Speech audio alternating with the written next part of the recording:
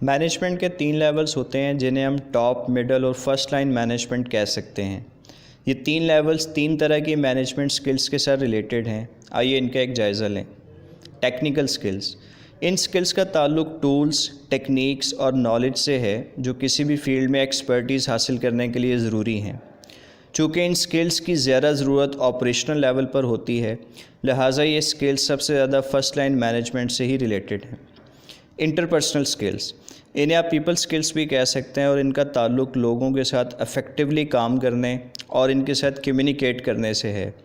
इन skills का सबसे ज़्यादा ताल्लुक मिडल मैनेजमेंट के साथ है क्योंकि ये फ़र्स्ट लाइन और टॉप मैनेजमेंट के दरमियान एक राब्ते का काम करती है। कॉन्सेप्चुअल स्किल्स, ये स्किल्स एक मैनेजर को मदद देती हैं कि वो पूरी ऑर्गेनाइजेशन को एज अ होल देख सके और इसके कॉन्टेक्स्ट को समझ सके। इन स्किल्स का ताल्लुक इस चीज़ से भी है कि ऑर्गेनाइजेशन के मुख्तलिफ पार्ट्स कैसे आपस में जुड़े हैं। चूँकि conceptual skills long term strategies बनाने में असिस्ट करती हैं, इसलिए ये सबसे ज़्यादा टॉप मैनेजमेंट के साथ रिलेटेड हैं, जिसे आप डायग्राम में भी देख सकते हैं।